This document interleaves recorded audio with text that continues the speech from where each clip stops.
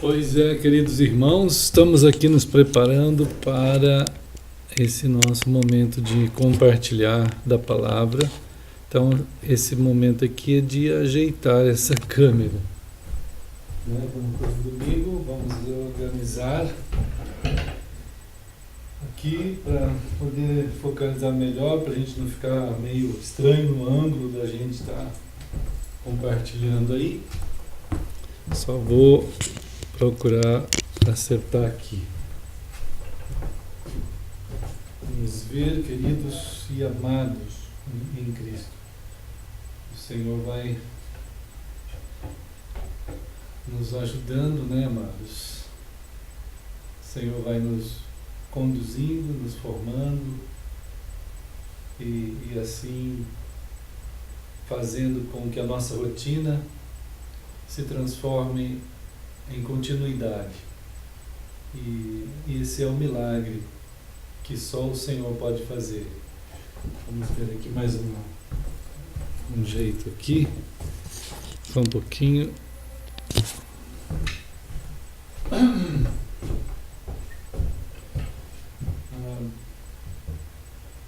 Acho que tá bom, né? Deixa eu só organizar mais um pouquinho para cá. É que a gente tira e no final. Mas tá bom, Deus vai cuidando de nós. Ou aqui. Acho que tá bom, né, irmãos? Queridos. Então esse processo, né? Daqui a pouco os irmãos vão chegar. E nós vamos dialogando aqui entre nós, amados, que estão tão perto por causa do sangue de Cristo, tão ligados, como nós vemos Paulo falando em sua carta no início, que aqueles que em todo lugar em Cristo estão. Então nós sabemos que há uma ampla ação do Espírito em unir, em formar o povo de Deus, o corpo de Cristo, as obras do Senhor, aquilo que é de Deus. E então 1 Coríntios 1:2 fala assim: a igreja de Deus, a eclesia de Deus, isto é, os chamados por Deus, que são de Deus. O Deus eterno, ele tem aqueles que são dele por causa do seu chamado. Essa é a eclesia de Deus. Infelizmente, o termo eclesia, que na simplicidade do termo simplesmente designa os chamados por Ele, o Senhor, então nele estamos, nele vivemos, nele existimos, por meio dele, para ele. Então, a coisa mais bizarra que a história presencia e testemunha é que o termo chamado, simplesmente para designar aqueles que ele chamou, o termo se institucionalizou, formando em si mesmo o centro da existência do ser, como uma instituição que tivesse o nome de chamados, instituída e formada e tendo em si mesma a condição de reger aqueles que estão ali. E então passou a ser chamado esse grupo de igreja. E hoje, quando a palavra de Deus, a Bíblia, se torna muito fácil de acesso, muito fácil para a gente examinar exatamente o que significam as coisas de Deus, a palavra de Deus, e descobrir todas essas simples formas e maneiras de ser, e então nós apelamos para que a compreensão do coração humano avalie novamente tudo aquilo que fez surgir algo que não é na Escritura, como a instituição do nome chamados de eclesia para igreja. Então que o ser humano se converta e se torne de fato eclesia do Senhor, chamados do Senhor. E então, novamente os chamados são chamados. Novamente aquela multidão que se denomina igreja são chamados para ser eclesia, para ser conforme o Senhor quer que sejam os seus, de fato, conforme diz a Escritura para ser. E quando esses que respondem pela ação do Espírito Santo a esse chamado e se tornam a eclesia do Senhor, acontece algo bizarro, porque aqueles que estão dentro da instituição chamada igreja definem esses que saíram e se tornaram eclesia como os desigrejados, como os sem igreja, e os chamam de prepotentes e os chamam de rebeldes, e nem sequer examinam a condição da própria Escritura, que aquele lugar chamado igreja não é a eclesia, mas podem e existem muitos ali do Senhor, mas estes já não conseguem ouvir a palavra do Senhor para ser eclesia conforme a eclesia deve ser, de acordo com a palavra do Senhor, e não de acordo com a forma que a humanidade, na sua intelectualidade, formou e transfigurou a eclesia para ser chamada de igreja ao longo dos séculos, e ela perdeu a identidade conforme a palavra de Deus chama a eclesia para ser. Por conta disso, nós vivemos numa época em que nós vemos igrejas instituídas, aqueles que abandonaram essa igreja, aqueles que não querem saber mais nada porque descontentes com toda essa condição, abandonam tudo, e aqueles também que por ouvir a palavra de Deus querem ser de fato a eclesia do Senhor, não sendo nem a instituição humana igreja, e não sendo nem esses chamados que abandonaram tudo, mas há aqueles que são um pequeno rebanho, aqueles que querem andar pela porta estreita, pela porta apertada, pelo caminho estreito, na via de Hebreus 11, e continuam sendo a eclesia do Senhor. Essas explicações são importantes, porque nós vivemos em nossa época essa grande confusão. E as pessoas, por conta de seus preconceitos, de suas formações de tradição, as suas tradições têm impedido muita gente simplesmente de analisar a Escritura como a Escritura é. E, é claro, os grandes ícones das denominações, os clérigos, as grandes religiões, elas vão usar todo o subterfúgio possível, toda a artificialidade possível, todo o poder possível de sua própria mídia para manter as estruturas daquilo que construíram. Mas se tão somente examinassem as Escrituras como é para ser a eclesia do Senhor, eles seriam então, ou se houver essa conversão, seriam a eclesia do Senhor. Mas também uma das mais difíceis conversões é a conversão do crente, do cristão, daquele que é de Cristo. Ele consegue adquirir um tipo de condição de autoteologização do seu ser, de autoafirmação, que ele não se converte. É muito difícil, a não ser pelo Espírito de Deus. Então, queridos e amados, nós vemos Paulo afirmando em 1 Coríntios 1:2 a eclesia de Deus. Então, Deus tem aquele que ele chama. E esses, diz Paulo aqui, eles estão em Corinto, como também estão em todos os lugares, em todo lugar, porque são santos, e são chamados por Deus, então por isso separados e santos, porque santos são aqueles que são separados, e o Senhor os separou para eles, o Senhor os guardou nele, e então esses estão em todo lugar. João, na sua carta também, como Paulo, ele chega ao ponto de dizer que ele, na sua carta 1 a João, 1 de João, ele diz assim, que ele encontrou alguns pelo caminho em que ele andava, que assim eles são. E nós somos também assim. Queremos muito que cada dia o Senhor nos leve a ser. Não precisamos usar roupas do jeito dos dias de Jesus, não é essa a questão. Não é nós vivemos em choupanas, ou não ter carro, ou viver no campo. A questão não é essa, é muito mais complexo que isso. É nosso coração ser aberto para que Ele nos ensine, e pela Sua palavra, a ser conforme Ele quer que sejamos.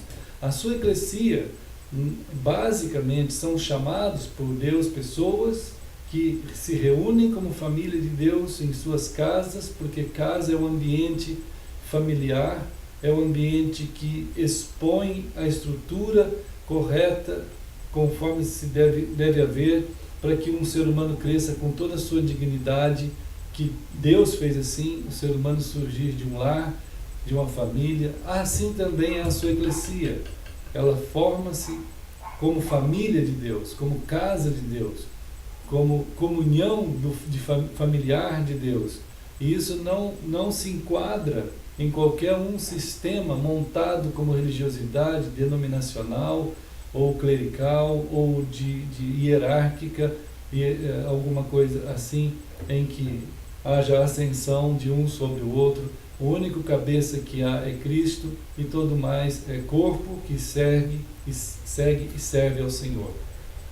Uma forma que pode ser tida como simples, e que muita gente no raciocínio do ser humano, ele argumenta, não biblicamente, mas sim no simples argumento humano, de como há de reunir um grupo imenso de eclesia em algum lugar simples. Essa pergunta ela é estapafúrdia, é simplória, e não cabe, em nenhum momento coube na história da eclesia do Senhor, em todo o Novo Testamento, até o ano 300, nunca aconteceu nenhum tipo de debate em relação a esse tipo de argumento. Nunca houve um argumento desse nos primeiros 3 séculos. Embora a eclesia crescesse de forma grandiosa, testemunhos eram dados, as pessoas, o mundo inteiro foi alcançado, conforme a palavra de Deus mesmo revela, e nunca houve esse tipo de problema. As pessoas simplesmente eram a eclesia do Senhor como deveria ser. E as artimanhas e astúcias e astutas sofismas de Satanás e do coração humano, ele transforma, consegue trabalhar a mentalidade do ser humano de uma maneira hábil, de tal modo que ele acomoda, de fato, a ideia de quantidade e em locais que possam receber aquela quantidade, e daí transforma isso em igreja. Isso é algo que vai criando uma aberração de forma, em que a forma não é aquela, e então, uma vez que a segunda, terceira e quarta gerações vão surgindo após, aquela forma se torna como o conteúdo. Então se mantém a forma e se fala o conteúdo, mas não se vive a forma. Então aí você cria uma contradição daquilo que na forma daquilo que não é.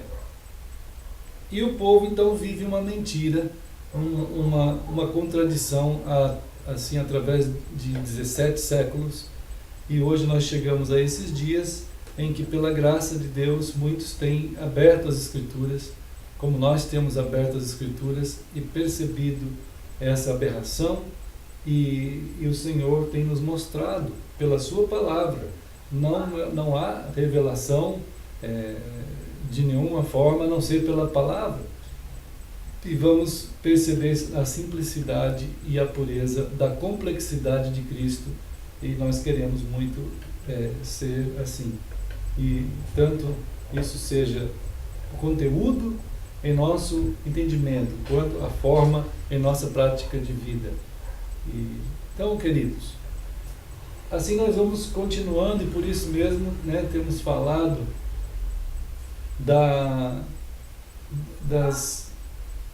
desse chamado né, que a partir da palavra de Deus ela nos faz, para nós estarmos atentos aos duas formas que existem em que podem nos desviar, nos tornar ausentes, nos ausentar da vida que Deus tem para nós.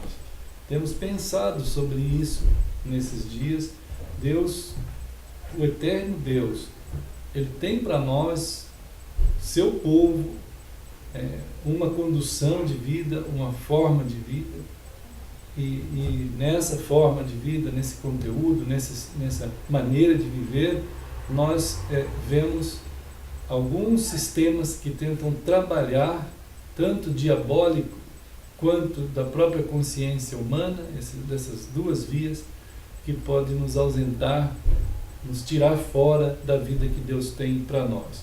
Então, queremos muito compartilhar isso da parte de Deus, da sua palavra, para conosco, para que nos fortaleçamos, nos estejamos preparados para nos permitir conduzir pelo Espírito, conforme a palavra, nos dias de hoje, do século XXI, em que as exigências são tamanhas, as pressões são tamanhas. Então os irmãos estão começando a chegar, irmãos. Daqui a pouco a gente continua aqui. Oi? Oi. E aí, queridos? Legal, chique. Ganhamos aí. Ah, naquele dia estava lá enrolado. Estava enrolado. Oi, irmão. Opa. Tudo bem com vocês, filhos? Melhorou, Pedro? Deixar esse lugar aí para quem tem criança. Tá bom, meu irmão. Eu acho que Graças a Deus. então estava no carro lá, Não, pode ser.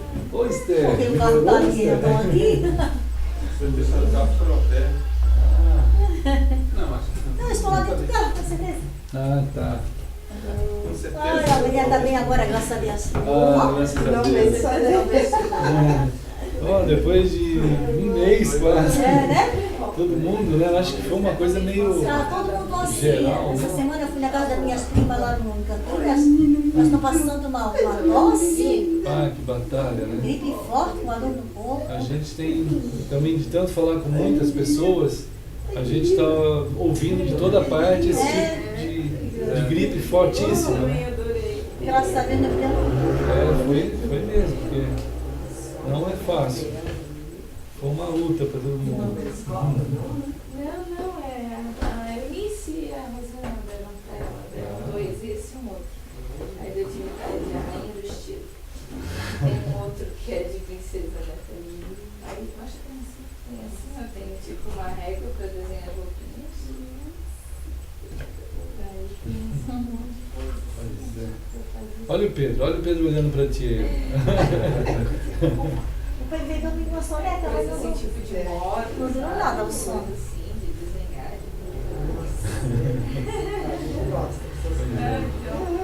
tem coisa ali. Vai ter que pegar desse jeito. E ele vê as pessoas e faz assim pra ele. Olha só. Vocês têm cabimento. É. Pegou ele? Vem, gatinha, vem.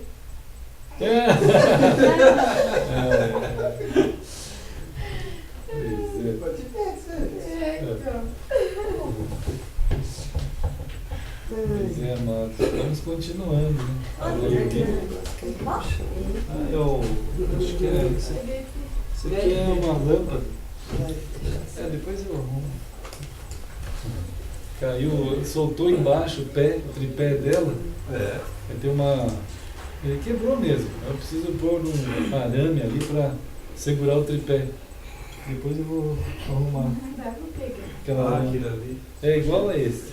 Aquele tripé lá de baixo que embaixo abriu assim. Mas vamos continuando.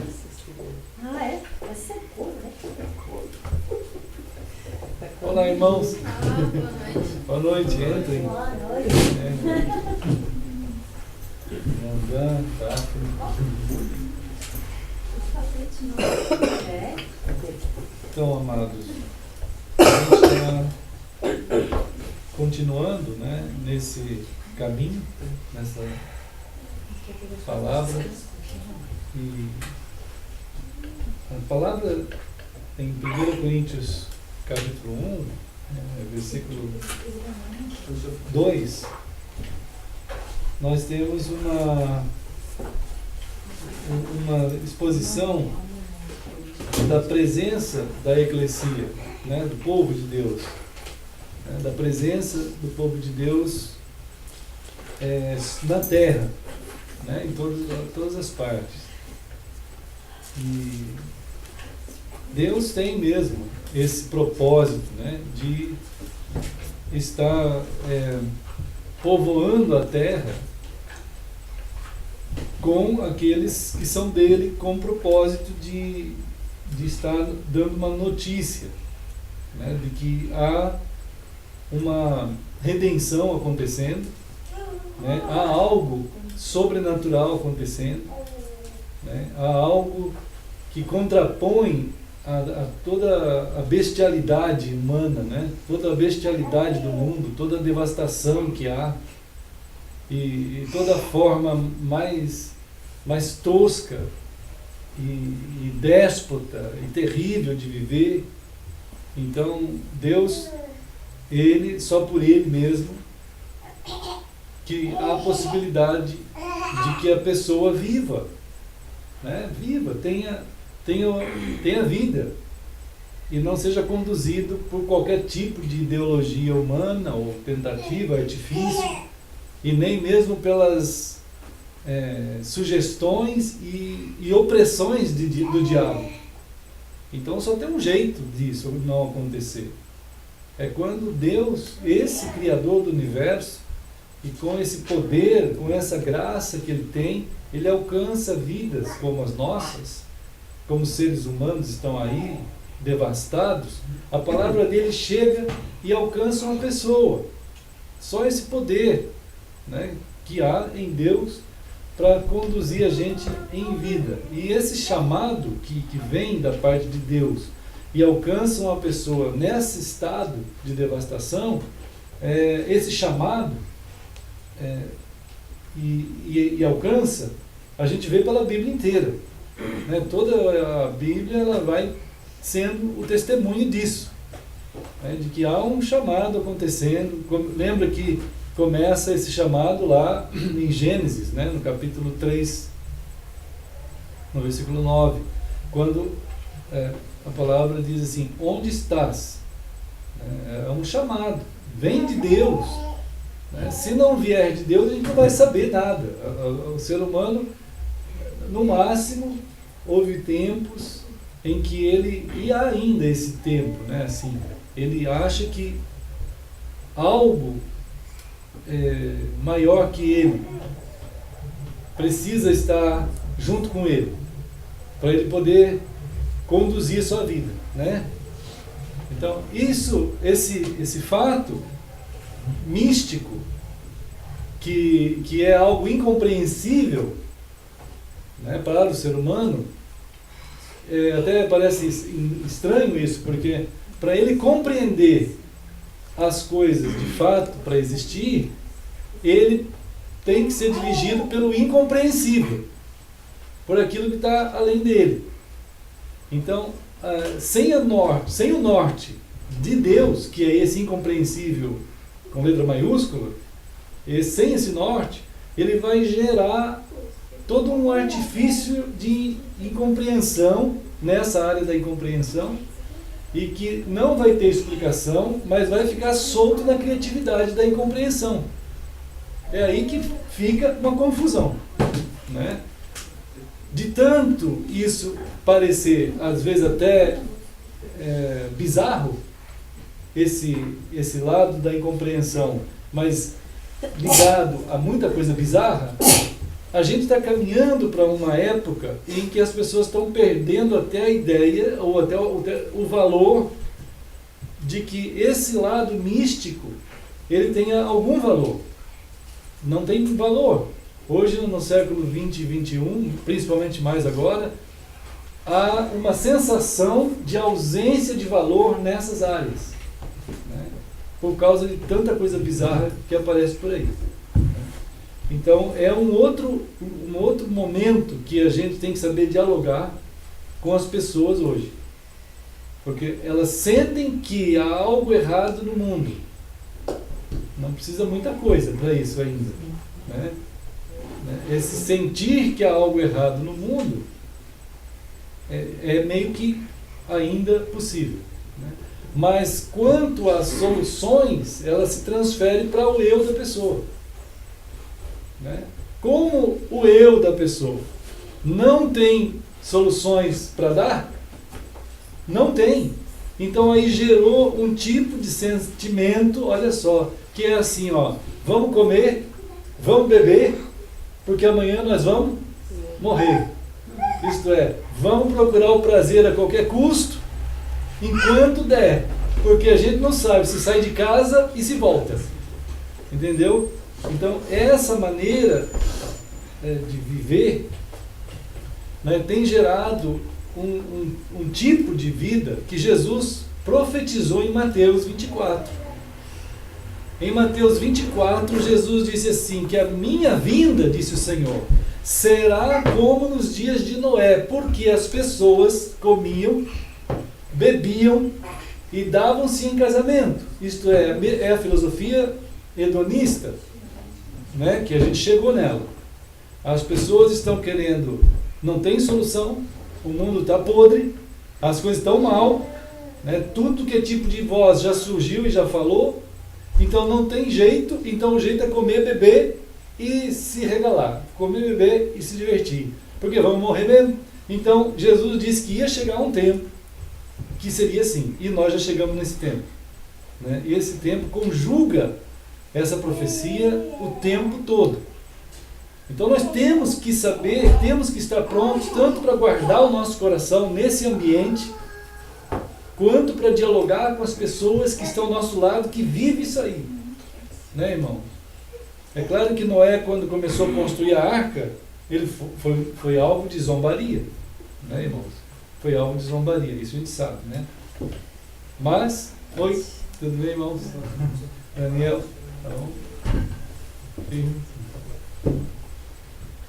Então, 1 Coríntios, a gente vê Deus dizendo, a palavra, oi, irmã, a palavra de Deus dizendo assim, a igreja de Deus, quer dizer, aqueles que Deus chamou, a eclesia de Deus, quer dizer, Deus chamou pessoas, né? Então, 1 Coríntios 1:2 diz assim, Deus chamou pessoas, Deus chamou. Esses que Deus chamou, no grego é chamado de eclesia, né? É uma coisa bem simples até. É como dizer assim, eu estou chamando vocês. Você chama teu filho, por exemplo, assim, oi, Samuel. Oi, Samuel. Você chamou o Samuel, né? O importante no chamado, eu chamar o Samuel, o importante é que é uma relação que a gente quer que aconteça, não é? A gente chama o Samuel, a gente fala assim, o Pedro também olhando, oi Pedro! Olha os dois olhando, olha só. Então você pega o Pedro, você pega o Samuel, até o Samuel olha para o Pedro. Então a gente pega o chamado, gente, o chamado, ele torna importante a relação, né, Pedro? Ele fazendo assim, né, Samuel? Então, a gente chama eles, porque a gente quer uma relação acontecer, uma interação que aconteça. Não é assim, irmãos? O mais importante da palavra chamada é isso, para que a relação se estabeleça e aconteça a relação. Agora, a gente estava falando aqui um pouquinho antes, que por incrível que pareça, irmãos, por absurdo ou bizarro que seja, os próprios cristãos, ao longo da história, principalmente depois do ano 300, eles pegaram a palavra chamar e transformaram ela mais importante do que quem chamou e do que quem foi chamado. A palavra eclesia, que para referir-se a esse fenômeno do chamado de Deus para aqueles, e que aqueles ouviram o Deus que chamou eles e se tornaram dele. Então, isso é importante demais. Agora, eclesia é isso, é exatamente para definir a relação que se estabeleceu. Esse nome, eclesia, jamais foi tida a ideia nos primeiros 300 anos de se tornar em instituição de nada. Nunca. Né? Porque nunca, mas a partir do ano 300, e principalmente ao longo dos séculos, e hoje mais do que nunca, a palavra eclesia se transformou em igreja, e igreja passou a ser o fenômeno mais importante em si, como instituição. E é assim como formaram a igreja ao longo dos séculos, é que ela se tornou mais importante do que a própria pessoa que chamou e de quem foi chamado. Entende esse fenômeno de desvio? Né? Então, hoje no século XXI, quando a gente pega a Bíblia, que a Bíblia é um livro que estava praticamente oculto, irmãos. Ninguém tinha Bíblia há pouco tempo atrás. O século XX para trás, ninguém tinha Bíblia praticamente, era muito pouca gente. Então hoje não, todo mundo tem Bíblia. Então ela começou a ser facilmente examinada, estudada, tem muito mais condição de examinar o que significam as palavras. Né? Então quando a gente examina a palavra e vê o fenômeno da eclesia como gente que foi chamada pelo Deus eterno e que formou família de Deus e que segue sobre a terra como sal da terra, e famílias que andam juntos, e nunca houve uma ideia denominacional nisso, nunca houve uma ideia de templo, nunca houve uma ideia de instituição, de clerical, nunca houve uma ideia de que o pastor um dia fosse ser alguém diferente dos irmãos. Nunca. O pastor é alguém igual aos irmãos, e que ele foi chamado por Deus, claro, para preparar-se, para passar a palavra do Senhor como ela é. Mas ele não tem uma autoridade, ele não tem no sentido humano, ele não tem um poder, ele não tem um status, uma hierarquia, não tem isso. Né? É um servo. Então, a gente chega nos dias de hoje, a igreja instituída, esse termo virou uma instituição, né? As pessoas estão lendo a palavra, como aconteceu comigo, como aconteceu com a gente, e a gente diz assim, olha, isso não pode ser assim, nem é assim, vamos nos converter para a palavra de Deus. Aí as pessoas estão dizendo que esses, como nós, somos desigrejados, porque a gente sai das igrejas, então nós somos desigrejados. Nós somos desigrejados para ser eclesia. Nós queremos ser eclesia do Senhor, como é definido pela palavra. É simples, não é? Só que a gente vive uma época em que os cristãos estão tão... A lavagem cerebral foi tamanho que ele consegue imaginar que se você sair da igreja, você está pecando terrivelmente. Ele nem examina na Escritura para ver se aquilo é igreja mesmo. Ele não examina na Bíblia. A pessoa deveria fazer assim, então deixe-me examinar a Bíblia para ver o que é uma igreja, que é a eclesia do Senhor. Né? Então, irmãos, não por eu, no sentido de ser superior, mas a gente foi examinar, pela graça de Deus, não é a minha pessoa, mas é um acréscimo da palavra de Deus em mim, cada dia estudando a palavra do Senhor, né? Cada dia procurando aprender a palavra do Senhor, a gente foi vendo e passando para todas as pessoas que queriam. Né? Então é uma composição, examinando, olha, a eclesia não é isso, né? A eclesia é assim. E aí então a gente vai seguindo. Isso tudo para tentar ajudar a, quando examinar o texto da Bíblia e encontrar a palavra igreja, você saber que ela não tem nada a ver com o que hoje se fala igreja. Isso aqui é como se fosse uma legenda obrigatória na Bíblia. Devia ter em todas as Bíblias um tipo de orientação no comecinho. Entre tantas palavras, a palavra igreja tinha que estar lá. Quando você estiver lendo a palavra igreja aqui nesse livro, ela não tem nada a ver com o que hoje se acredita ser igreja. Nada. A distância é abismal. Né? Então, mas a igreja é assim. É assim porque, como que é no versículo 2? Ela é uma igreja de Deus. Ela pertence a Deus. Ela não pertence à batista, à quadrangular, à presbiteriana, à luterana, à metodista. Isso nem existe na Escritura. Nem existe isso. A católica, a protestante, qualquer coisa desse nível, isso nunca existiu na Escritura. Nunca. Né? Ela é eclesia de Deus. Né? E diz aqui, essa eclesia de Deus, ela se encontra em Corinto, como Paulo está escrevendo. Aos santificados em Cristo. Então, aquelas pessoas foram separadas. A palavra santificado houve uma separação para ser eclesia. E a separação é em Cristo. Não tem jeito de ninguém ser eclesia de Deus se não for em Cristo. É só Cristo que faz esse tipo de identidade acontecer nas pessoas. Né? Então, e olha o versículo 2 aqui, irmãos. Estão achando aí a palavra chamados? Chamados, essa é a palavra, né? Chamados para ser santos, quer dizer, nós somos chamados para ser pessoas separadas por Deus e para Deus, por meio de Deus, por meio de Cristo. Né? E aqui ainda afirma que essa eclesia, ela está em onde? Em todo o lugar. Todo o lugar. Ela está em todo o lugar.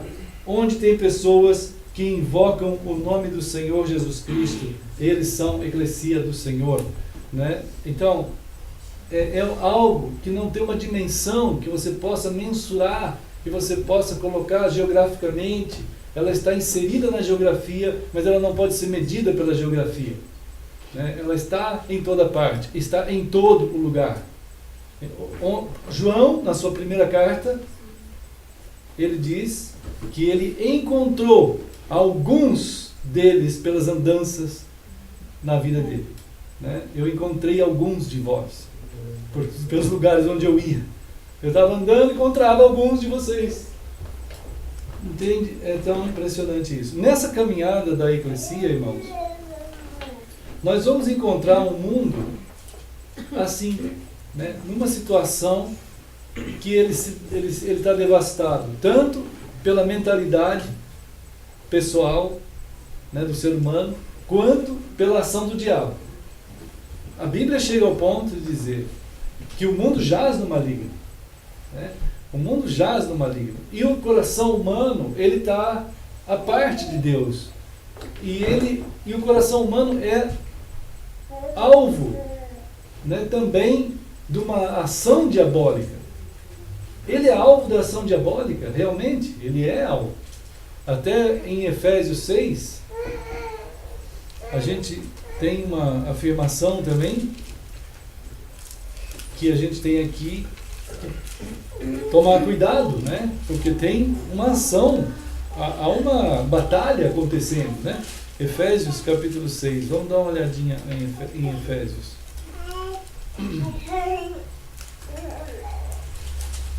Efésios 6, ele diz assim, versículo 11: revesti-vos de toda a armadura de Deus para poderes ficar firmes contra as ciladas do diabo. Tem isso?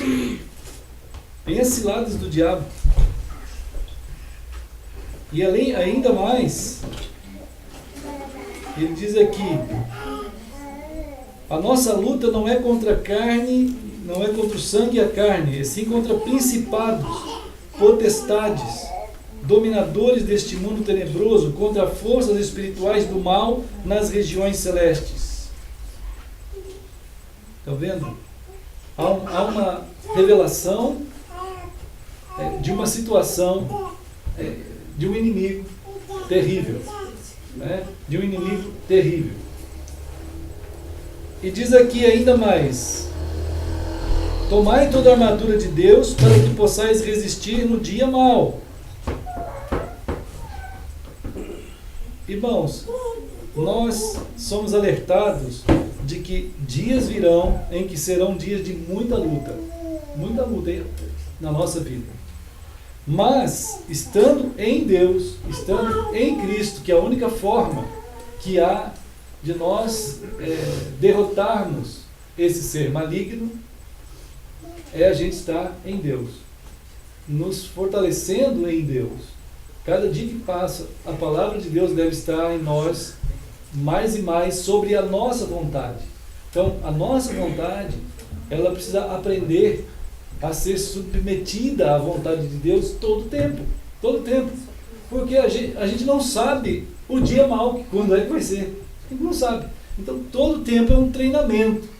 É uma caminhada em que eu vou estar me submetendo à palavra do Senhor. Ela vai estar compondo o meu pensamento, compondo o meu modo de ver a vida, né? meu modo de raciocínio, de entender a narrativa de Deus, porque sem isso eu não vou conseguir interpretar direito nada, irmãos, nada.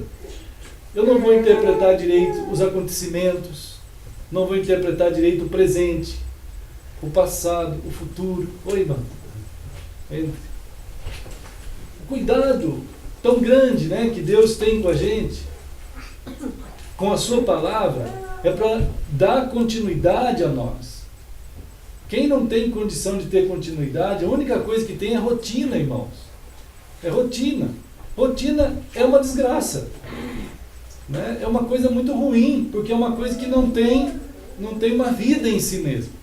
Mas a continuidade não. A continuidade, a perseverança naquilo que é de Deus vai te dar uma continuidade.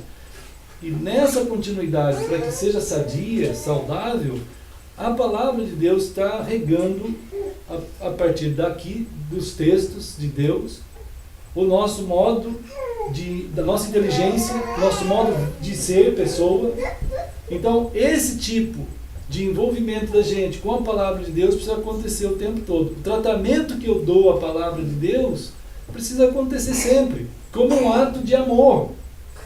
É um ato igual a criança agora há pouco. A gente chamou assim, Samuel. Aí o Samuel ouviu. Pedro, aí o Pedro ouviu. Fez até umas brincadeiras, né? Então são respostas, né? A mãe, mesma coisa, quando chama o pequeno filho, ele responde.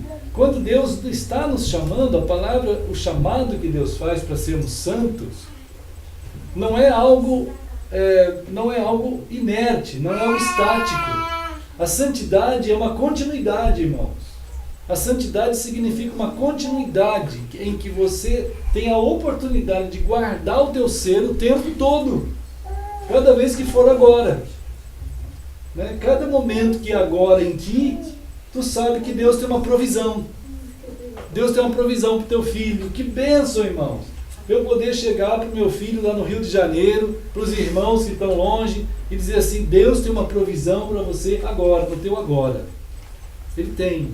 A luta começa quando a pessoa tira a armadura de Deus, quando ele baixa a guarda, quando ele não se importa. Então, o Efésios 6 está afirmando do inimigo voraz, né, que existe ao nosso lado. Ao nosso lado até. Chega ao ponto de Pedro dizer assim, cuidado, porque o diabo é igual um leão, né? Igual um leão. Ele fala uma linguagem que naquela época, hoje é difícil tu ver um leão pela rua assim, né, irmãos? É muito difícil, a gente não sabe bem como é que é isso, né? Mas naqueles tempos, quando tinha esses animais selvagens, essas feras terríveis, tudo aí pelo campo, e as vidas eram mais no campo, e as ovelhas eram levadas pelo pastor à tardezinha, quando ficava a noite, ele pegava as ovelhas e levava as ovelhas para dentro do aprisco. Ali dentro tinha um muro, ali era um muro, irmãos, ficava cercado.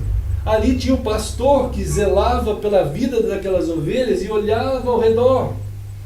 Mas ali dentro, à noite, as ovelhas mais novas, elas começavam a ouvir aqueles urros, porque os leões urravam, irmãos. Eles urram. Não sei quantos já ouviram urro de leão. É algo grande. O urro, ele tem uma dupla função. Ele quer amedrontar a presa. O urro é para amedrontar a presa, irmãos. e para deixar a presa desesperada, desnorteada, porque quando ele fica com medo, o próximo passo é desnortear. É não saber mais onde ir, porque o medo está tão grande que ele não sabe mais onde correr. A noite é tenebrosa nos campos, porque tem muitas feras, e o leão urrava, e as ovelhas mais novas ficavam berrando, sabe aqueles berros, né? Bé, bé. Aí se levantavam, corriam para lá e para cá, e corriam, mas elas estavam dentro do aprisco. E quando elas se cansavam de berrar, aí elas deitavam, e elas dormiam. Com o passar do tempo, elas sabiam que o leão podia urrar quanto fosse, porque elas estavam guardadas pelos muros do aprisco. Elas estavam guardadas por todo aquele aparato que ia deixá-las protegidas. E não havia poder de leão, por mais que ele urrasse, que fosse conseguir pegá-las. Entende isso, irmãos? Então Pedro está dizendo exatamente isso, e Deus está tentando nos alertar de que o universo que a gente vive, o mundo que a gente vive, ele está cheio de urros de leões. Que é isso? Não tem leões mais andando pelo Monte Verde, nem pela Vargem Grande, nem pelo centro de Florianópolis, né? Mas tem ideias que são verdadeiros ferinas ideias. Até isso ele fala aqui em Efésios. Os dardos são inflamados do maligno, são ideias que vão vir como uma enxurrada sobre as pessoas e vão tentar devastar a forma de pensar daquela pessoa, se ela não tiver uma condição de se defender dessas ideias. Ela vai ser alcançada, e isso tem em diversos níveis, né? Nós estamos vivendo uma época pseudo-cristã, em que nós estamos vendo, irmãos, dá para ver com os olhos, porque quando a gente comparar com a palavra, a gente vai conseguir ver que o cristianismo hoje não tem cristão dentro do cristianismo, quase. É um cristianismo sem cristãos. Não existem cristãos nascidos de novo, conforme diz a palavra, dentro dessa multidão de cristianismo que tem no mundo aí. Está faltando cristãos no meio do cristianismo, né? Gente que tenha sido, como diz aqui em Coríntios, chamados por Deus em Cristo Jesus para ser santo e guardado pela palavra, e que vive a palavra do Senhor, e esses são a eclesia do Senhor, e que não negociam a palavra em nada nesse mundo. Então esse é o momento que nós estamos vivendo nele, né? Que o Senhor está nos chamando a estarmos preparados assim. A multidão que anda em volta, eles estão buscando uma solução, porque todo mundo não tem, eu acho que é unânime, como a gente falou também há pouco, que a turma sabe que o mundo vai mal, tem alguma coisa errada com o mundo, né? O pessoal já sabe que tem pode não acreditar em Deus, pode não acreditar em nada, mas ele tem uma certeza, tem alguma coisa errada com o mundo, né? Tem alguma coisa errada, não é possível, as coisas não estão indo bem. Parece que finalmente está caindo a ficha de muita gente, né? Só que o fato de achar que tem alguma coisa errada, e o ser humano ter perdido a reflexão profunda, até o bom senso, de entender que alguém acima dele, para ele se reportar, ele não tem mais essa ideia. A pessoa também perdeu esse bom senso, esse senso de pertencimento a algo maior que ele. Ninguém liga, irmãos, ninguém liga. Se você falar em Deus para as pessoas aí, no máximo que ele pensa é domingo numa religião. É só isso, né? E se ele estiver passando muito mal, aí ele faz lá umas mandigas, uns patuás, ele faz lá uns amuletos, ele vai lá, pede para um guru, para um pastor, sei lá para quem, para fazer algum passe de mágica em cima deles, para eles poderem ficar poderosos. E aí saiu o mal de cima deles. Eu já ligaram aqui em casa, irmãos, porque iam abrir loja num shopping aí, e ligaram aqui para ver se eu ia lá dar umas benzidas. Irmão, uma loucura, irmão. Você entendeu? Aí eu falei para a pessoa assim, se a senhora quiser, nós vamos aí entender o que significa realmente o ser humano e o Deus Criador do Universo. Pensa sobre isso. Se quiser pensar sobre isso, liga de novo, que eu estou pronto para ir. Nunca mais, irmão. Mas nunca mais. Era mais fácil jogar uma água lá e falar umas palavras mágicas. É só isso que a pessoa imagina. Não tem ligação profunda, nada. Né? Quando se oferece o elemento de ligação, a pessoa não quer. Né? Então está cortando, está cada dia... Então isso está trazendo de volta, ou cada vez mais exacerbado, o eu humano. Né? O eu humano à frente. E o eu humano não tem realmente condições de resolver o problema do mundo. Não tem. E ele já sabe disso. Né? Não é possível o eu humano resolver o problema do mundo. E quando o eu dele quer assumir a frente, quando o eu da pessoa quer assumir a frente, ele anula tudo mais. É evidente. É ele que acha que é certo. Ele que acha que sabe. Ele que acha que é o tal. Então ele anulou. Ele não consegue mais ver a narrativa como ela é. Ele não consegue ver mais o óbvio. Ele não consegue interpretar direito mais nada. Porque pode ser a verdade que for, que aparecer na frente dele. Porque ele é que vale. É o eu que vale. É a pessoa que diz que é o que não é. Então pode ser o que for que aparecer, que ele não vai entender, ele não vai perceber. Isso é uma desgraça, irmãos. Né? Então, dentro disso, o ser humano é afetado tanto pela ação diabólica quanto pela ação de si mesmo. Não tem jeito da gente se proteger do diabo ou de nós mesmos, a não ser por Deus. Não tem outro jeito, né? A não ser por Deus, né, irmãos? Irmãos, essa batalha né, que o eu não pode vencer, né, o eu não pode vencer, embora essa, como disse um amigo meu, a única coisa positiva que tem quando o eu da pessoa aparece muito, é que é uma sombra assim, da vontade de ser livre, dele querer expandir, para mostrar alguma liberdade que ele quer ter. Mas a liberdade, ela não é possível ser conquistada pela pessoa. Jesus disse, a palavra de Deus diz, né, irmãos, se o Filho vos libertar, verdadeiramente sereis livres. Há uma condução da vida para a liberdade, para viver livre. Essa vida, para ter liberdade, ela precisa ser conduzida pela verdade, em Cristo. Só que é possível isso, né, irmãos? E aí, é claro, como a gente sabe pela palavra, que nesse sentido o eu precisa morrer. Para que Cristo dirija a gente tem que morrer. Né? Então, é uma luta, né, irmãos? É uma verdadeira batalha mesmo. Outro dia, a gente viu uma situação de esvaziamento da vida. Um exemplo, lembra de Marcos 5? Nós temos pensado em Marcos 5. Né? Os irmãos, nós estamos pensando em Marcos 5, na verdade. E aqui vai mostrar um momento em que tinha um jovem que estava possesso. Né? E esse momento dessa possessão desse jovem, esse estado desse jovem aí, fez com que ele vivesse totalmente ausente da vida. Ele estava ausente da vida. E a pessoa vai sendo dominada por Satanás, né? Vai sendo dominada. Em paralelo a esse texto, nós também estamos pensando junto com esse texto, mas que não é uma possessão do diabo, como aqui.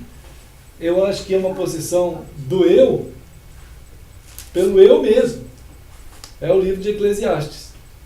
O livro de Eclesiastes é uma denúncia de que a pessoa pode se ausentar da vida também quando ele é possesso dele mesmo. Já pensou a gente ser possesso da gente, irmãos? Isso é uma loucura, é quase um narcisismo absoluto. É uma pessoa que é possessa por si mesma. Né?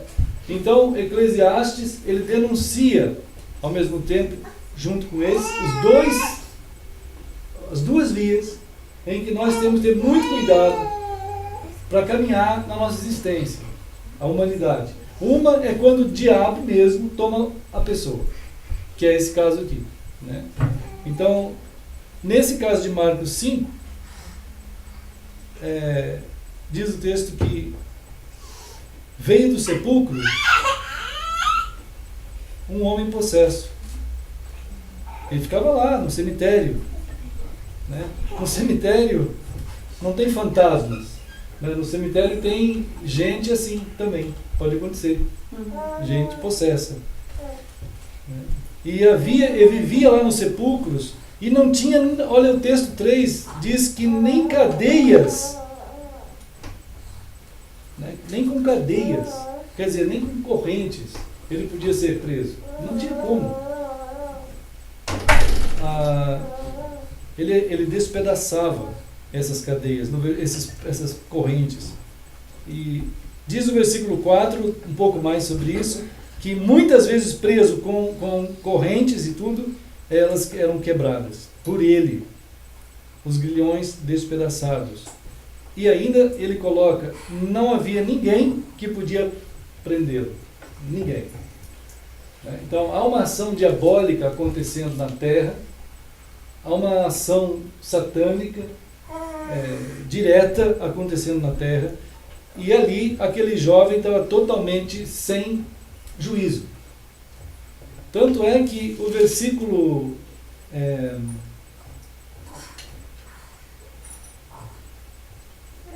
19, né? Deixa eu ver.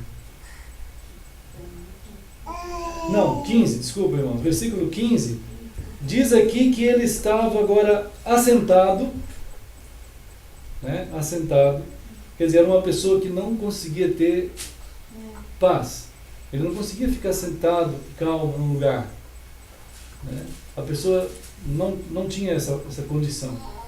Assentado parece uma coisa simples, né, para muita gente, ficar ali, tranquilo. Mas ele não conseguia ficar nem sentado. Parece que quando uma pessoa fica tão atribulada, ele não consegue ficar mesmo, parado, né? Ele estava vestido, nós percebemos aqui uma palavra preciosa, né?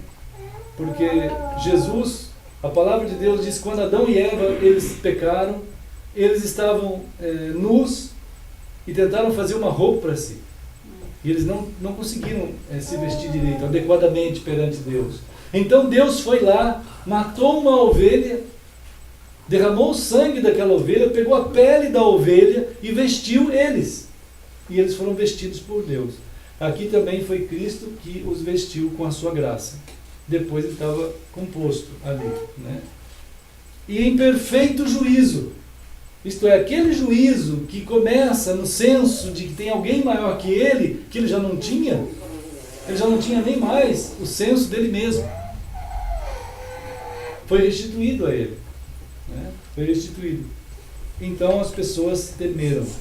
Então, irmãos, voltando um pouquinho aqui, no versículo 5, ele andava dia e noite, clamando, dia e noite, era o tempo todo. Quando uma ação diabólica ocorre numa pessoa, ele não tem paz nunca, né? Nunca. E ainda ferindo-se de pedras, ferindo-se com pedras. Quer dizer, a tentativa do diabo é de tirar a vida da pessoa realmente. Tudo aquilo que é do maligno, o objetivo final é matar. É matar. Ele vai trabalhar naquele coração, ele vai trabalhar naquela pessoa para matar, né? São características que a gente vai observando aqui da ação maligna, né? Direta, mas ação maligna direta. E quando ele viu Jesus, nós vimos também que esse texto tem duas partes. Ele correu, isto é, ele correu para tentar ferir Jesus, para tentar matar Jesus. Ele correu ostensivamente, né? Mas não é possível. Quando ele chegou perto de Jesus, ele viu que era Jesus, ele se prostrou no chão. Ele caiu ali, né? E ele ainda diz assim: nós não temos nada em comum. Tu és de uma natureza, tu és e eu sou de outra natureza. Nós não temos nada em comum. Essa é a pergunta, essa é a afirmação que ele faz aqui no versículo 7. Que tenho eu contigo, quer dizer, não temos nada em comum. Não somos nada em comum, né? conjuro-te por Deus que não me atormentes. Então, isso é uma expressão idiomática, isso é uma gíria hebraica ou uma gíria de qualquer língua, que quando está diante de uma coisa muito impressionante, ele fala, ai meu Deus, já viram pessoas falar assim, né? Ele encontra um negócio, ai meu Deus, tem gente que fala assim, não é que tem a ver com Deus, nada. Conjuro-te diante de Deus é uma gíria. É uma gíria, é uma palavra que solta assim, as pessoas soltam como qualquer coisa, assim. É um negócio que tu fala assim, não tem nada a ver, né, irmãos? Nada a ver. Então, conjuro, não me atormente. Então Jesus pergunta o nome dele. Né? O nome, como já vimos aqui, não tem nada a ver com essa teologia de hoje, né? Que a turma sabe o nome de tudo que é diabo. Tem evangélicos aí que você pode fazer uma pesquisa, ele vai dizer para você que sabe o nome de uns 200 diabos que tem por aí. Sabe o nome de todo mundo. E acha que é alguma coisa boa. Isso aí está na Bíblia, isso aí. Né? A Bíblia, quando fala nome, significa que ele está querendo saber o que ele é. O que ele é. Nome é o que a pessoa é, na Bíblia. Na Bíblia, o nome, quando a pessoa recebia um nome, é porque ele era aquilo lá. Quando Paulo recebeu um nome, né, é porque ele mesmo disse, eu quero ser chamado de Paulo, porque é um pequeno homem. Saulo era o nome dele antes dele conhecer Cristo, que é um grande homem. Eu não posso mais ser chamado de Saulo, eu tenho que ser chamado agora Paulo. Abrão, né? Abrão é o pai de uma família. E Deus disse, agora que eu estou te chamando, você vai ser chamado Abraão. Isto é, pai de uma grande nação. Então o nome não é simplesmente um nome. Né? Não é para saber o nome da pessoa lá. É porque aquilo, ele é de fato aquilo lá. Hoje não tem mais essa cultura, né, irmão? Não tem mais.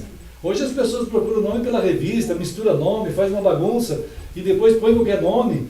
E, é bonitinho isso aqui, vira novela. Então, quer dizer, não tem um senso de nome.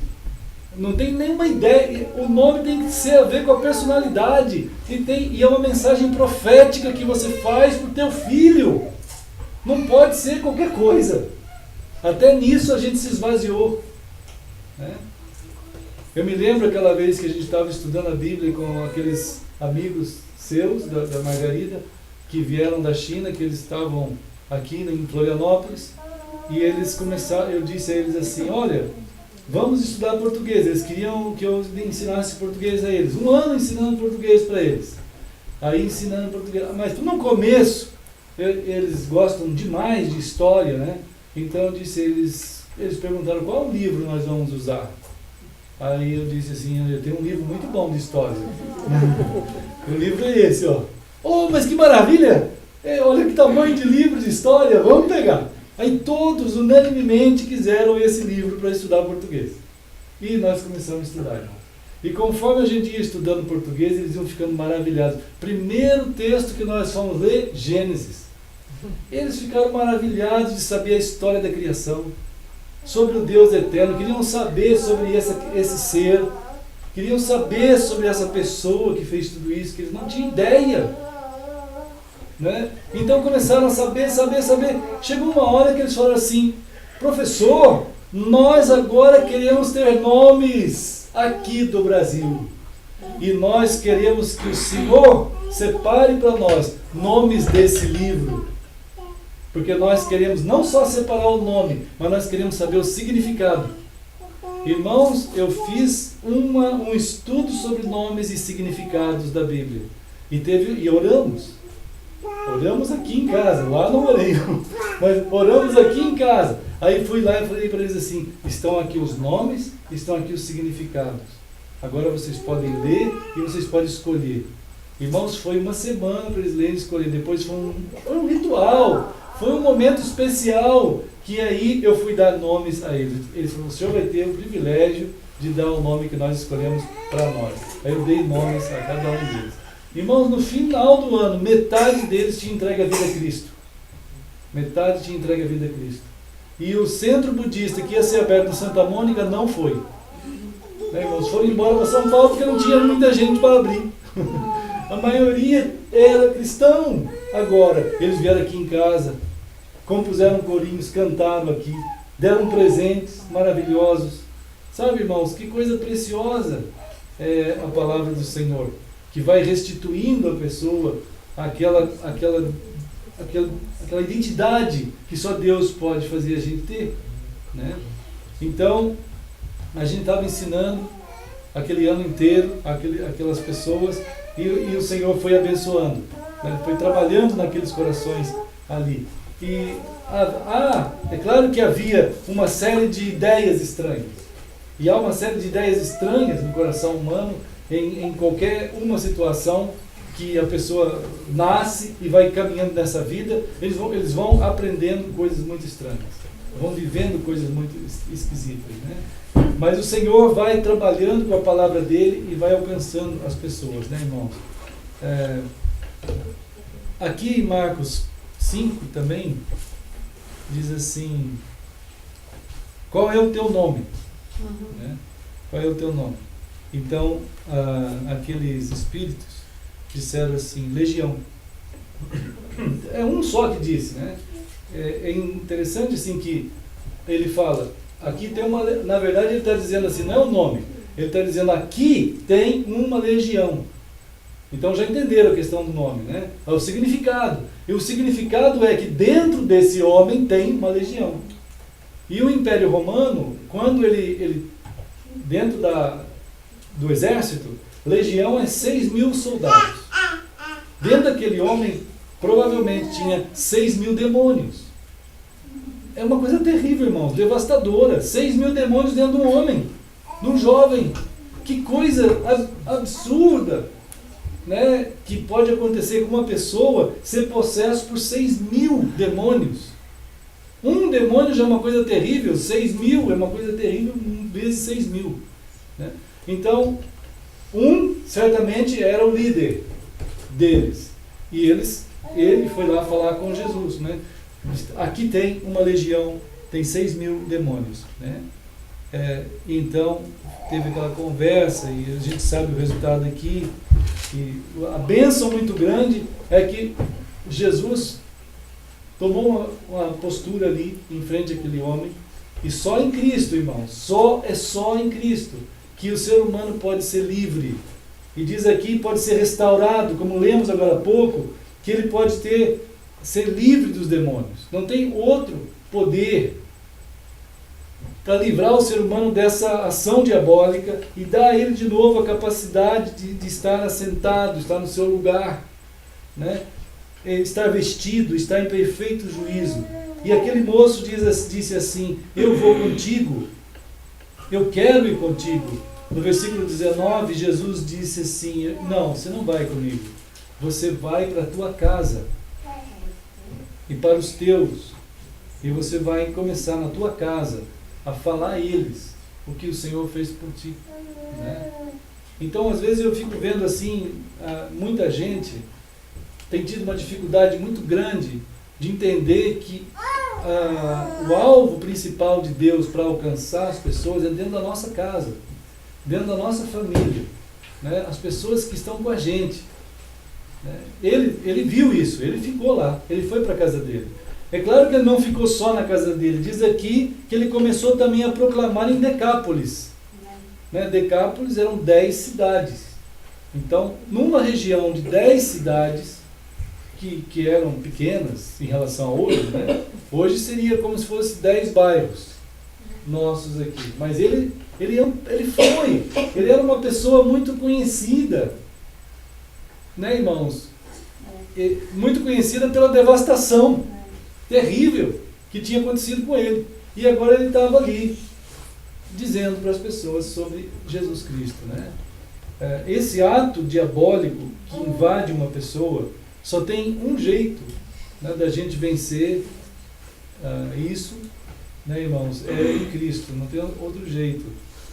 E a outra maneira que pode acontecer uma devastação no ser está em Eclesiastes.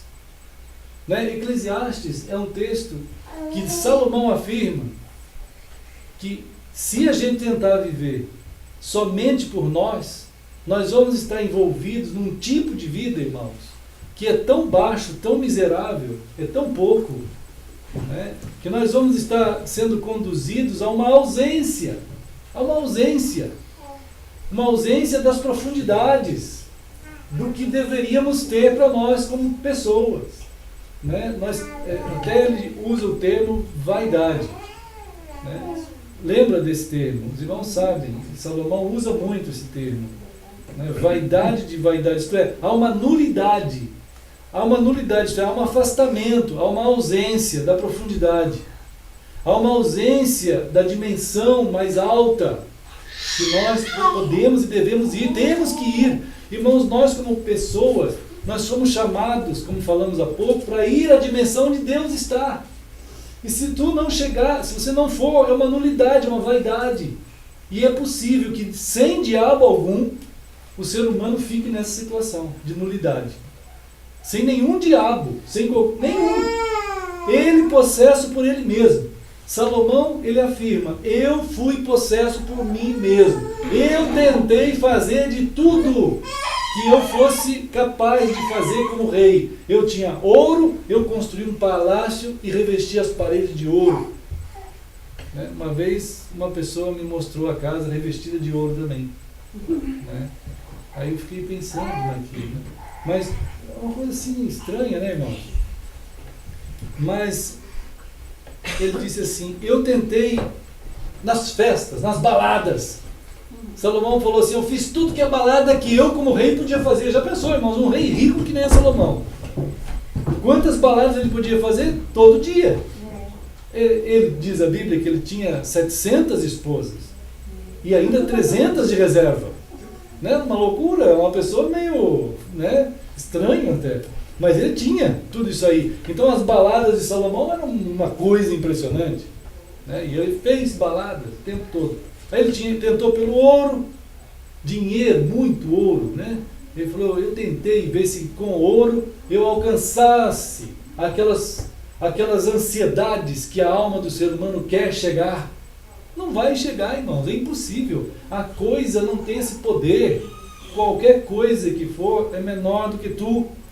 Se uma coisa é menor do que tu, como que ela vai fazer você chegar a algo até um pouco mais? O próximo igual a você pode fazer você chegar até na altura que tu és, que ele está provavelmente. Mas para chegar até Deus, só Deus, irmãos. Não podemos esquecer de Deus em nenhum momento, não podemos esquecer de Cristo em nenhum momento. E Salomão tentou por bebida, por vinhos. Ele falou que tinha vinhos do mundo inteiro. Bebia. Fez de tudo que podia o dinheiro dele. Não conseguiu chegar. Era uma nulidade, era uma ausência. O ser humano, ele cria tanta artificialidade. Ele cria religião, ele cria ambientes religiosos, ele transfere para os ambientes religiosos. Ele só não quer ter a ele a responsabilidade e a bênção de ser conduzido por Cristo. É difícil para o ego. Né, irmãos? O ego, ele não quer. O ego quer negociar. Jesus, uma hora lá, ele estava andando lá por Jerusalém, ele olha dentro de um templo, tinha aquele monte de barraca de camelódromo. Ele começou a dar chicotada. Irmão, Jesus, aquele mesmo que falou assim, vinde a mim todos que estáis cansados, sobrecarregados, eu vos aliviarei. Porque eu sou manso e humilde, ó, chicotado em todo mundo. Né, irmãos? Que é isso? Que ação é essa tão intensa que moveu o coração de Cristo a tentar dizer para aquelas pessoas que é impossível qualquer artificialidade alcançar, ou é impossível, ninguém pode trocar as grandezas de Deus por comércio, seja lá de que tipo for. Nem com os artifícios religiosos aquilo podia ser feito, em nenhum jeito, em nenhuma escala. Mas as pessoas não adianta, irmãos, as pessoas vão lá e trocam. Constrói uma igreja, constrói uma denominação, constrói uma religião, constrói uma filosofia, uma ideologia. Aí vem Jesus falando sobre isso e as pessoas não querem mudar, né? Não querem sair daquilo, eles querem manter aquilo ali.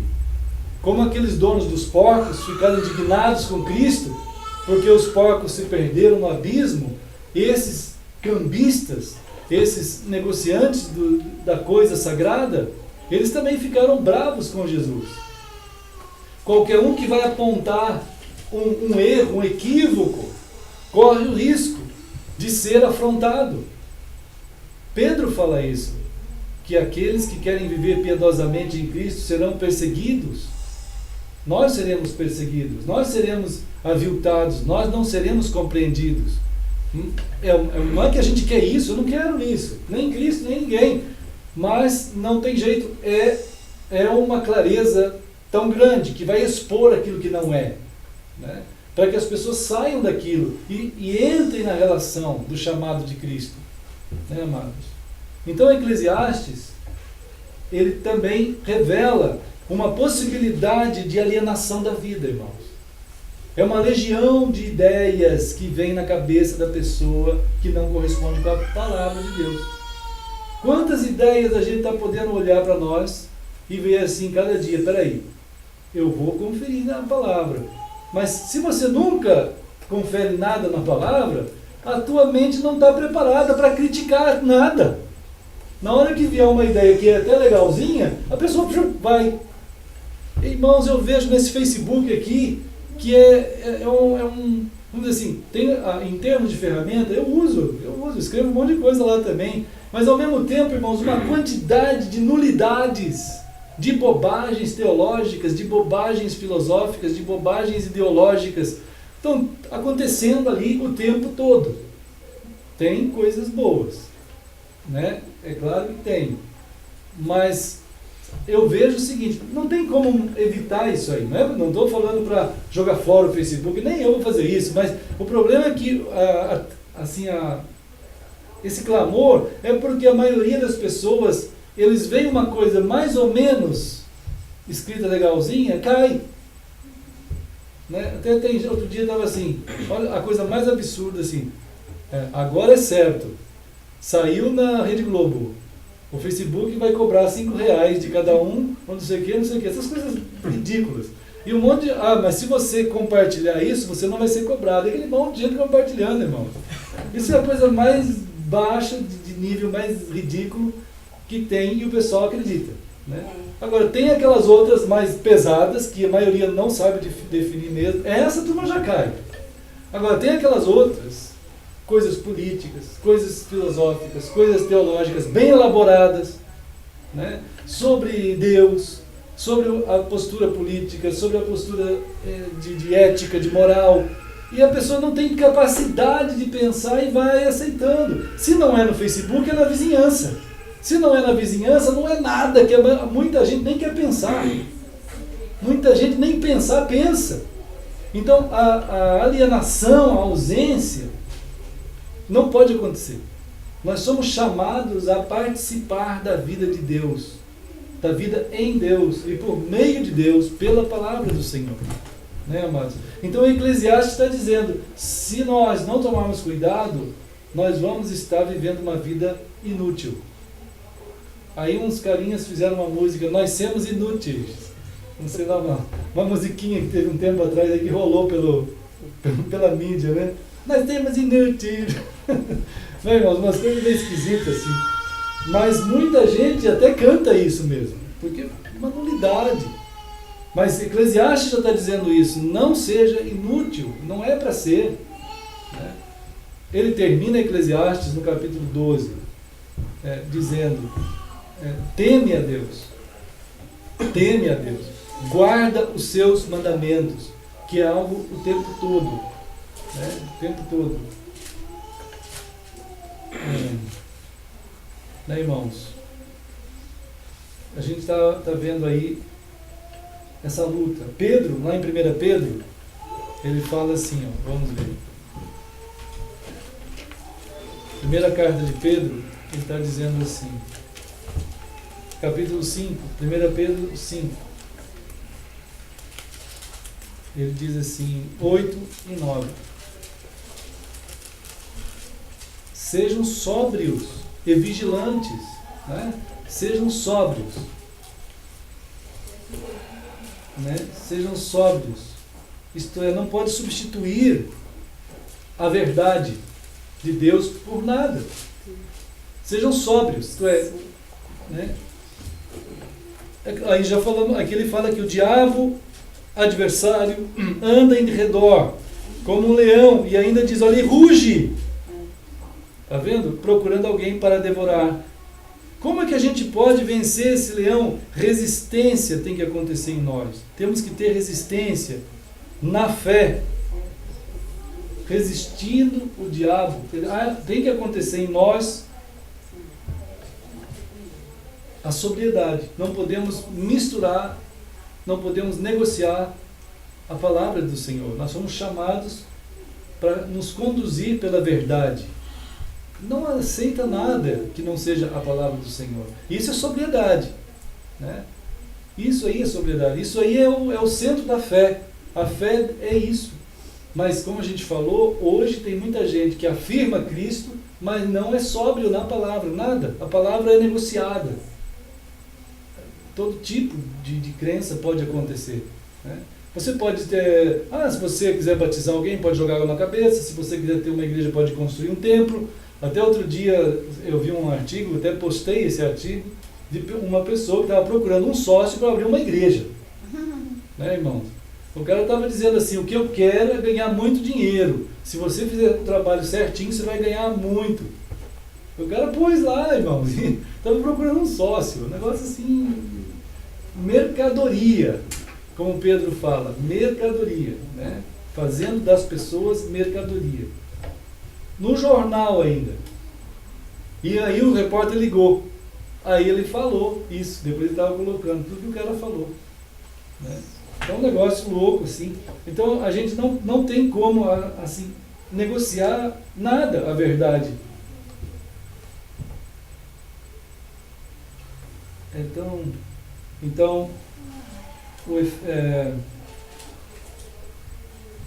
não dá. 1 Pedro 5, 8 e 9. Irmãos, também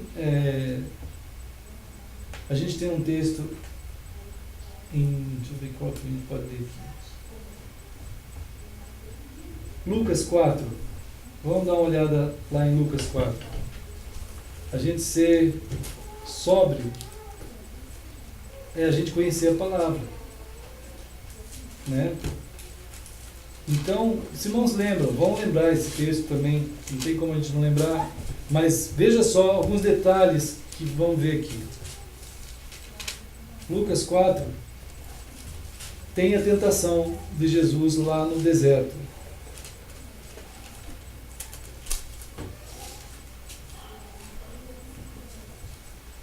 Né? O Espírito Santo estava indo com Cristo lá naquela tentação. E lá dentro naquela batalha que aconteceu, o diabo foi tentando Jesus de diversas formas. No versículo 4, Jesus resistiu ao diabo como? Está escrito, lembra isso? Jesus disse assim, olha, está escrito. Ele resistiu ao diabo porque ele sabia comparar as situações com a palavra. Está escrito, é isso que está escrito, e eu vou fazer conforme está escrito. Aí o diabo de novo foi lá, tentou Jesus de novo, e lá no versículo 8, Jesus disse o quê? Está escrito. Novamente, Jesus está sabendo conduzir a sua vida dentro da sobriedade da palavra, daquilo que ela é, né? Irmãos, aqui acontece um negócio interessante, que como o diabo percebeu que Jesus estava lutando com ele e estava vencendo pela palavra, o diabo falou, agora eu vou usar a palavra também. O diabo falou, eu vou usar a palavra, e citou um salmo. E citou um salmo para fazer Jesus pular de cima do templo. Aí o diabo também falou, está escrito. Então, irmãos, se tem alguém que pode usar a Bíblia, é o diabo. E pode usar com muita sutileza, né? A heresia na mão de muitos pastores, ela é usada, ele vai ser usado por Satanás, né? Tem um pastor aí, que é um dos mais famosos do Brasil, que ele está causando um impacto terrível por estar pregando, o Ed Renekiewicz. É um cara bem famoso, é um dos líderes da denominação batista. Ele é um universalista. Ele está definindo ele mesmo como universalista. Uma das pregações dele, abertas na internet, está lá para quem quiser ver, ele afirma que no final de todas as coisas, A maior notícia que tem é que todo o mundo será salvo, toda a humanidade será salvo. E isso aqui é boa notícia. Não tem ninguém que vai ser perdido. Isso é um absurdo, né? Isso é uma teologia extremamente absurda. Não existe esse tipo de teologia na Escritura. A morte de Cristo na cruz mostra isso, né? E os avisos de Cristo sobre o céu e o inferno, sobre pessoas que serão condenadas, Apocalipse e tudo, vão contra esse tipo de pregação. Mas tem pastores que mesmo assim estão torcendo a palavra e estão levando as pessoas nas suas comunidades, que são imensas.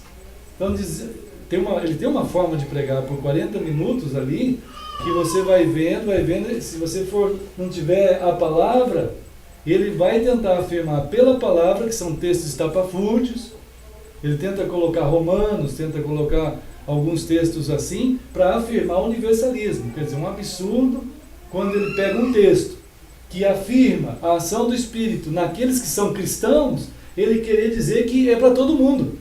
Então isso é uma heresia daquelas muito fáceis de ver, porque ele distorce totalmente, né? E como ele tem uma postura e uma autoridade dentro da denominação, de uma denominação, ele vai conduzir uma multidão que falaram amém quando ele estava falando isso, né? A própria comunidade dele está lá falando amém. Então é um negócio assim que a gente tem que tomar cuidado, porque o diabo vai usar a Bíblia, e muita gente aí que é famosa vai usar também. Aí Jesus disse lá no versículo 12, ao erro da palavra, ele vai responder com a palavra também. Não se pode torcer a Bíblia, irmãos. Não dá para mudar a Escritura, né? Dito está, né? Bom, vamos agora para Lucas 21, irmãos. Lucas 21. É lamentável quando a gente vê em todas as épocas, irmãos, é lamentável ver alguém caindo. Não é uma coisa boa de ver. Não é bom ver um homem desse tipo, como tantos outros. Eu só estou falando ele, mas tem muitos outros. É que ele, jamais eu pensaria que fosse chegar nessa posição, né? Porque eu gosto de ler coisas que ele escreveu, já conversei com ele. Mas agora ver ele chegando nessa posição é algo terrível. Uma vez Paulo disse assim para os Gálatas: eu estou muito triste, porque eu vi vocês começarem na palavra, eu vi vocês começarem na fé, e vocês estão acabando agora na carne. E Paulo ainda diz aos Gálatas assim, antes daqui, irmãos, vamos ver os Gálatas, antes daqui de Lucas, vamos ver Gálatas. Não é fácil, irmãos, esse momento. Gálatas 1, versículos 6, 7, 8 e 9. Gálatas 1, 6, 7, 8 e 9. Então, é muito trágico quando você vê algo assim acontecendo, né? Gálatas 1, 6 diz assim: admira-me que estejais passando tão depressa daquele que vos chamou da graça de Cristo para outro evangelho. Olha, outro evangelho. Irmãos, o povo aos Gálatas estava passando para outro evangelho. A igreja inteira, a eclesia, né? E hoje muitos líderes, muitos homens de Deus estão passando para outro evangelho, mesma coisa. Então diz o versículo 7, esse outro evangelho não é outro, senão que há alguns, olha só, alguns significa pessoas, que vos perturbam e querem perverter o evangelho de Cristo. E estão pervertendo, irmãos. Quantos pastores e líderes denominacionais e eclesiásticos estão pervertendo o evangelho de Cristo? Tem gente que acha mais fácil e ama mais um pastor do que a Cristo. Ama mais uma religião do que a Cristo. E ele pode perverter o evangelho, que a turma vai com ele. Né, irmãos? Ele entra no anátema e ninguém está nem aí, irmãos. Não é possível. Né? Diz aqui, olha, Paulo fala, ainda que nós, quer dizer, ele, né? Ou mesmo um anjo vindo do céu, Se Paulo, o apóstolo, ou um anjo que apareça aqui na frente de vocês, ele pregar pregue evangelho que vá além do que vos temos pregado, seja anátema. Isto é, vai ter um juízo de Deus sobre essa pessoa. Né? Assim como já dissemos, e agora repito, se alguém vos prega evangelho que vá além, 2 vezes ele fala isso, irmãos, daquele que recebeste, seja anátema. Então, é tão trágico por causa da piegas sentimentalismo de um pastor que fica achando que todo mundo vai ser salvo no dia do Senhor, o que não é verdade, né? Que é da vontade de Deus, mas não vai acontecer. Né? Então, ele pregar isso que vai acontecer mesmo, ou outros pregando outras coisas também. Então, sede sóbrios. Né? Então, vamos ver agora Lucas 21. Então, a ação diabólica, a ação do coração humano, temos que vigiar o tempo todo, irmãos. Temos que vigiar. Lucas 21, 17. Jesus está dizendo assim,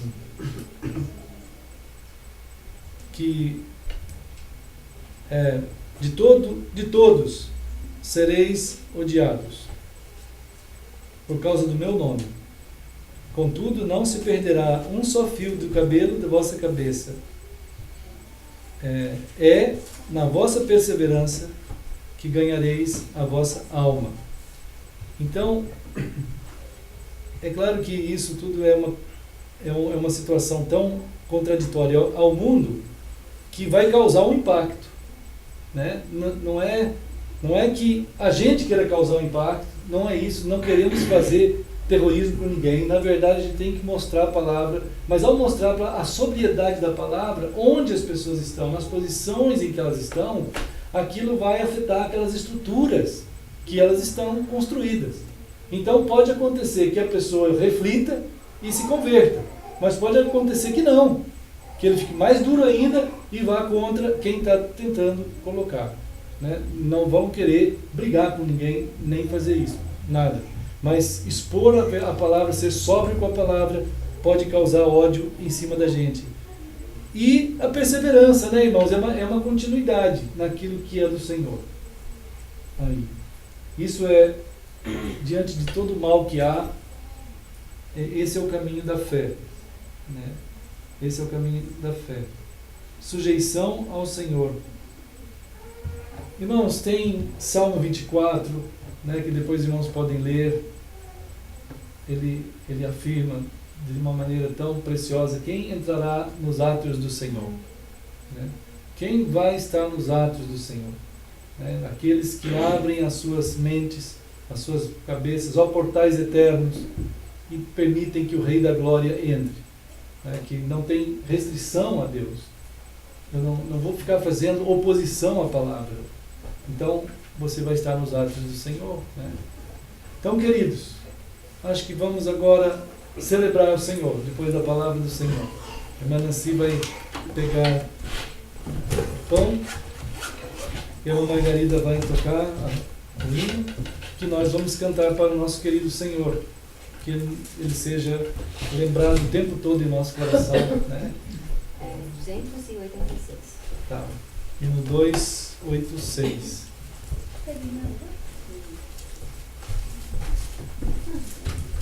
286, né? Obrigada.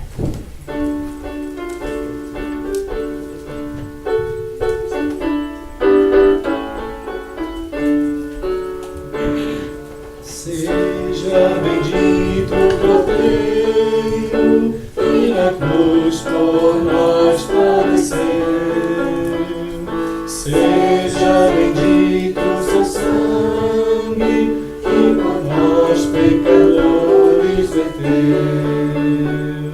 Salvos do mal nós estamos, por tua graça e teu favor, pois de nós alvos ferve, o teu sangue nos torna Senhor. Alvos nós queremos, alvos nós queremos.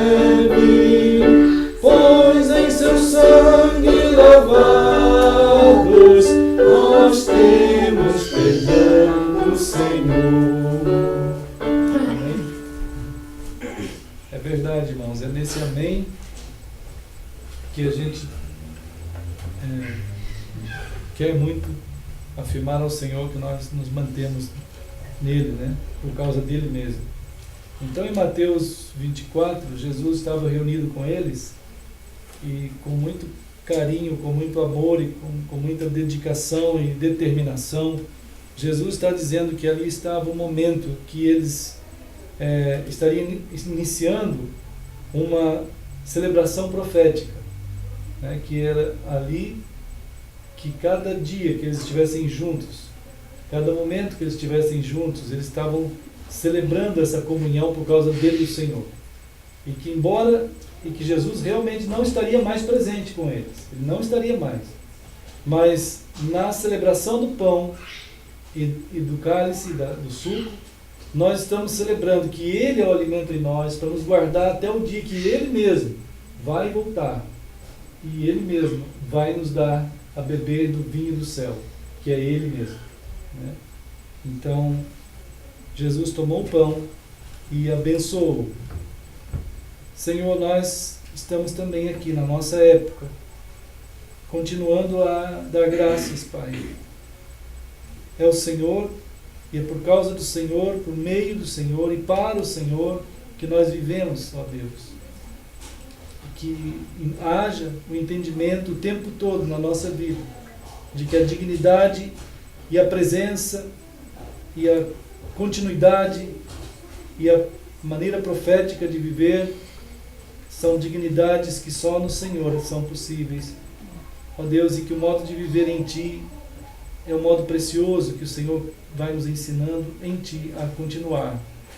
Ó Pai querido, aqui estamos como Teu povo, celebrando que é por Tua causa, pela Tua graça, pelo Teu ato de amor e de redenção naquela cruz, que nós podemos caminhar para o céu, Senhor. Ó Deus, eis-nos aqui como Teu povo chamado por Ti, celebrando o Senhor em nome de Jesus. Amém. Então Ele partiu e deu aos discípulos, dizendo: tomai, comei, isto é o meu corpo. Como Jesus ensinou, amados, vamos fazer.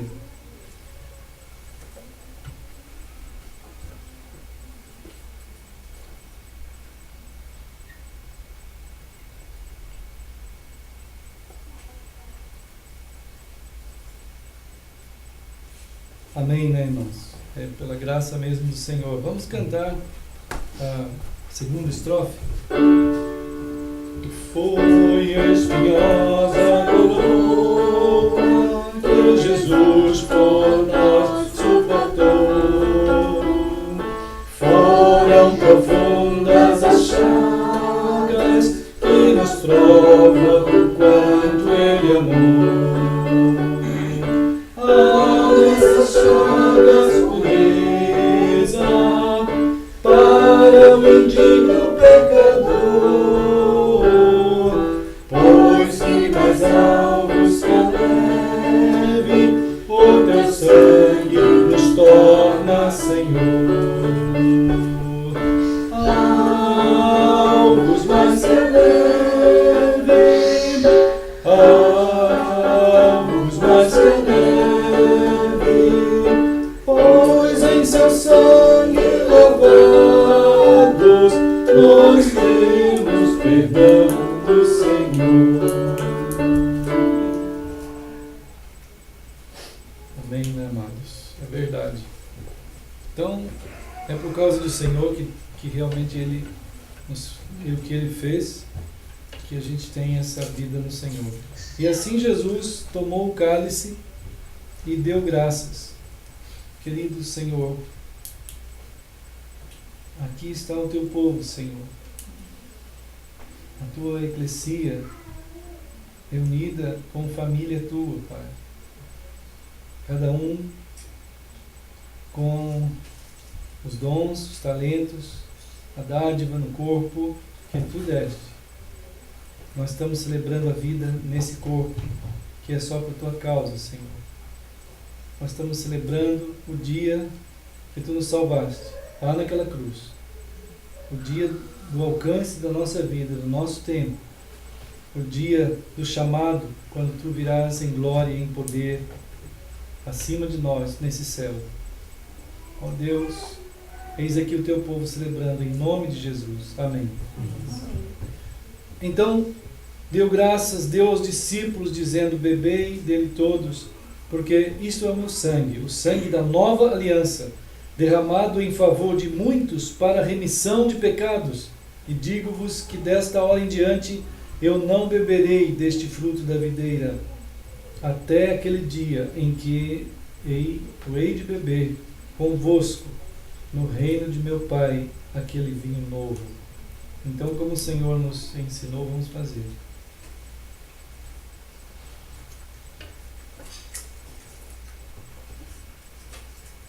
Ó Senhor, obrigado, Pai, na simplicidade, na pureza de uma comunhão familiar, nós reconhecemos o Senhor que nos uniu no teu sangue.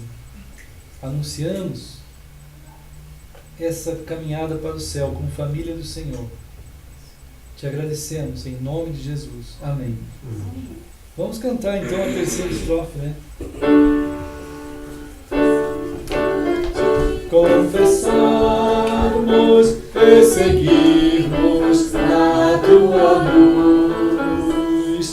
Tu não somente perdoas, purificas também, ó Jesus. Lavas de todo pecado, que maravilha esse amor, mais alvos que a neve, o teu sangue nos torna Senhor.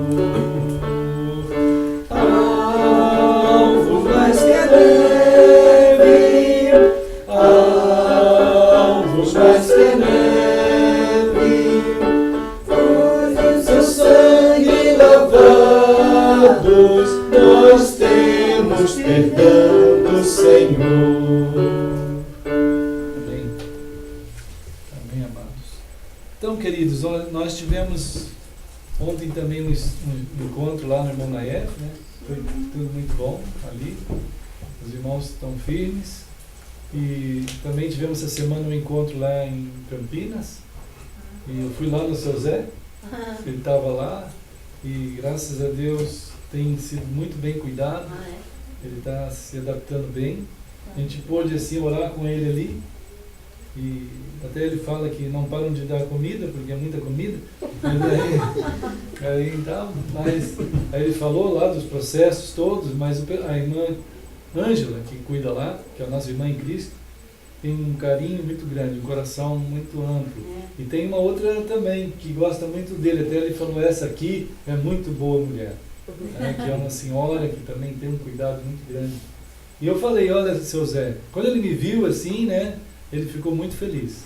Estava minha mãe também junto, e aí ele até ficou emocionado. Eu mandei lembranças de nós todos, que a gente tem orado por ele, e agora logo nós vamos lá de novo, né? A Pri já foi lá, minha mãe levou docinho de leite ontem, então assim está sendo uma bênção, esse cuidado, tanto para ele quanto para nós, né? Para todos nós também. E assim vai indo, tivemos um encontro com os irmãos, também lá na Coinonia, e assim todo mundo mandou lembrança. E vamos continuando, né, amados? Vamos ficando firmes no Senhor. E agora, sábado que vem, acho que, não sei, a Anice falou que ia só conferir lá, confirmar, para ver se dava para ser na casa dela, mas ainda não deu certeza, né? Mas a irmã Sheila manda lembrança sempre, vai lá no Rio. O André, a Letícia, né, o irmão Daniel, o Danilo, as famílias deles. Então eles amam muito nós, querem muito, eles agradecem muito a Deus pelo que começou aqui e que está sendo continuado lá. Isso Deus está ampliando, o coração é o mesmo. Tem acontecido algo do Senhor, né, aqui em São Paulo e no Rio. Então o Senhor nos fortaleça, né, amados? Qualquer oferta pode ser entregue ali e vamos orar ao Senhor, então. Ó Deus querido, nós estamos indo para nossas casas, também como tua eclesia que se espalha como sal. Nós te pedimos, Senhor, sabedoria do alto para lidar com tantos desafios, com tantas decisões, com tantos pensamentos que vão passar pela nossa cabeça, que haja da nossa parte, Senhor, um amor muito grande para nos expor a Tua palavra, para aprender de Ti, para lidar com tudo isso, Senhor. Para que o Senhor seja glorificado em cada letra da nossa voz, cada ato da nossa mão, cada olhar dos nossos olhos, cada ouvir dos nossos ouvidos, porque nós temos olhos e vemos, Pai. Nós temos ouvidos e ouvimos. Nós temos boca e falamos. Nós temos o nosso tato e sentimos. Nós estamos vivos pela graça do Senhor. Possamos ser conforme o Senhor quer que a gente seja, Pai. Conduza o Teu povo lá no Rio, em Campinas, e aqui, onde estiverem os Teus que o Senhor tem chamado para serem conforme a Tua palavra, Pai. Sejamos sóbrios e sabendo que estamos bem guardados no aprisco do Senhor, que embora o leão ruja em nossa volta, o Senhor é que com o Teu cajado e a Tua vara nos guarda e nos consola, Pai. Eis aqui o Teu povo que caminha para a Nova Jerusalém, que um dia descerá do céu, onde nós habitaremos, Pai. Te louvamos, Senhor querido, por essa hora que já prega sobre isso, essa comunhão que teremos e temos eternamente. Ó Deus, abençoa-nos, Pai. Em Teu nome bendito oramos, em nome de Jesus. Amém. Deus abençoe, amados. Deus abençoe também os irmãos. Fazer tchau. Fazer tchau. Então eu vou pegar aqui a câmera muito devagar, porque está sendo uma correria essa câmera. Deixa eu pegar devagar assim. Olha, amados, o tchau de todos, em nome de Jesus. Aqui, ó, todo mundo com o maior carinho, com o maior amor, né? Em nome do Senhor. Ali estava a Margarida fazendo tchau também. E eu também. Deus abençoe. Nossa, que muita correria na câmera. Tem que ir devagar. Deus abençoe. Vou desligar, queridos irmãos. Vamos compartilhando qualquer coisa. Deixa eu dar um stop aqui.